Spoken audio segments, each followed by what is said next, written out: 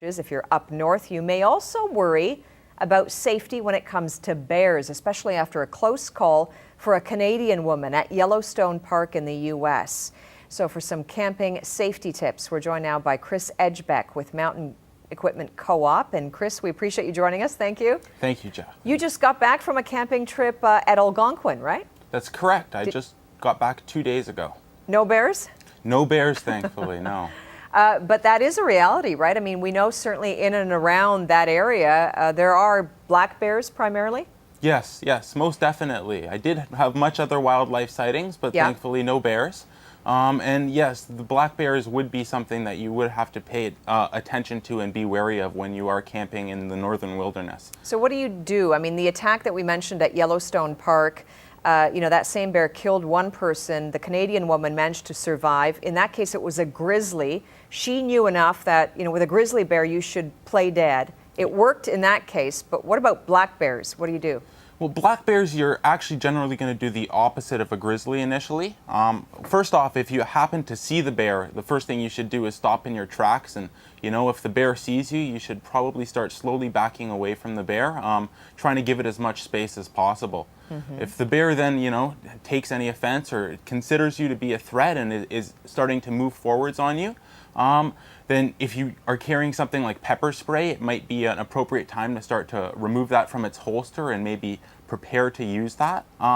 But if you also had something like a whistle or a bear banger with you, you might also consider maybe blowing on your whistle to maybe try to scare the animal away first. Right. So is it true with black bears that you need to look ominous yourself? You need to look like a threat or not? Yes, you do, but I would say initially I would just try to back away from the animal. If it's not presenting a threat to you, I wouldn't try to threaten the animal by making yourself... So back away if you can, facing the bear, right? You don't want to turn your back. Exactly. Move back slowly. Yeah. If that doesn't work and it seems to charge or come at you, then what? If you did have a whistle or a bear banger, often that's a blank cartridge that releases a very loud sound, then you'd fire off one of those two methods.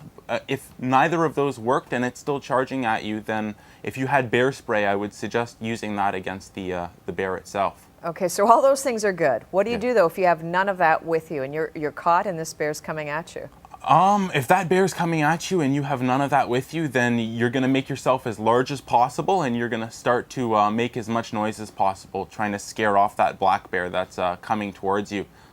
If it does make contact with you, you should try to fight it off as much as possible. Mm-hmm. And when you say make yourself large, I mean, what do you mean? Just raising your hands? Exactly. Or being loud? I mean, what do you do? To show you, you're just raising your arms, you're waving them in the air.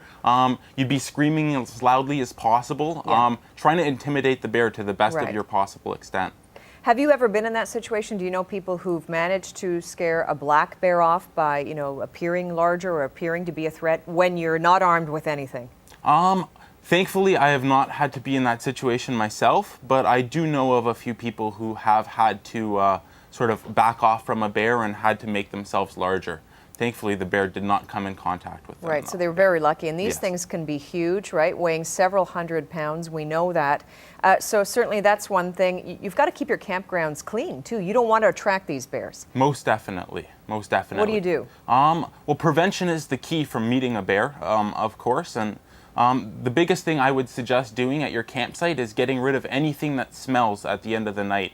So, at the end of the night, if you have a dry bag, I'd pack all of my food into that. If I had toiletries like toothpaste, deodorant, anything that smells, that gets packed into a bag. And then I'd suggest trying to set up a bear hang on a tree that's probably about, I'd say, at least 150 to 200 feet away from your campsite.